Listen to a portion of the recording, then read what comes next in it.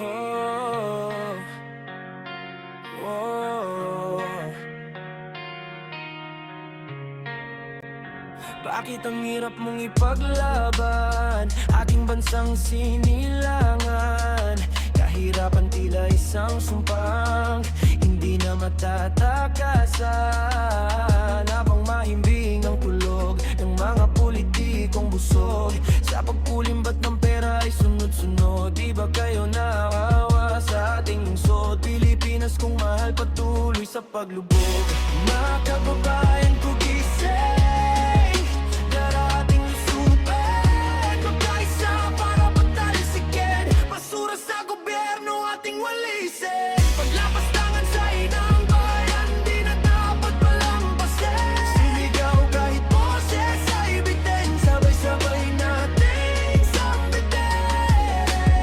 Mga kurakot dapat panagutin.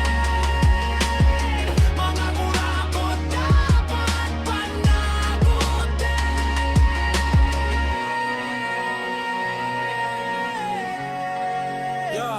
Yeah, mga proyektong naging multo ng mga kurap na nasa pwesto. Humarap kaya kayo sa salamin, punasan ang mga muta nyo bago kayo dumungaw sa pasilyo para makita nyo na husto. Baha doon, baha dito, ito ang resulta ng kasakiman na dumadaloy sa ugat nyo. May tanong lang ako, madadala nyo kaya sa impyerno ang perang ninakaw nyo?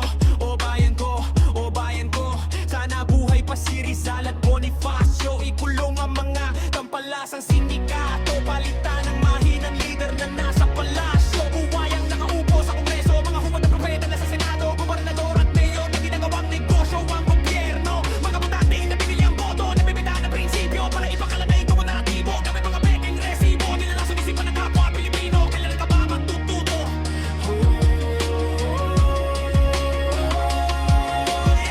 These politicians only care about money, never truly love the country they want it